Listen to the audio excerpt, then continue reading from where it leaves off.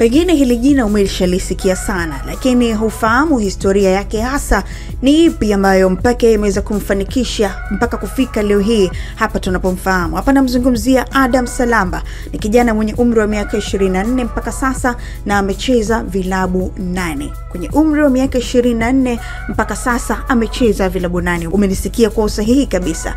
Ana umbo la Zlatan Ibrahimovic, nguvu za Depay, jitihada za Cristiano Ronaldo.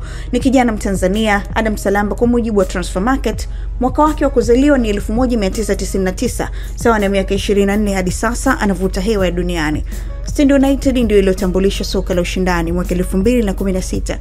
Miezi 10 na zaidi baadaye, Lipuli ikamtangaza vizuri zaidi.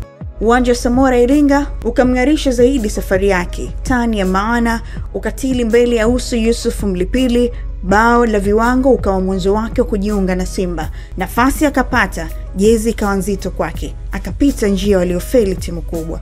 Hakuwa tayari kuingia kundi la waliofeli moja kwa moja kwa kucheza madaraja ya chini ama kuporomoka zaidi ya hapo, bali ikawa ni safari ya kuvuka mipaka. Mnamo Septemba 5, 2019 akajiunga na Al Jahra Misri. Mwaka mmoja baadaye akarejea nyumbani, makazi ikiwa ni Namungo.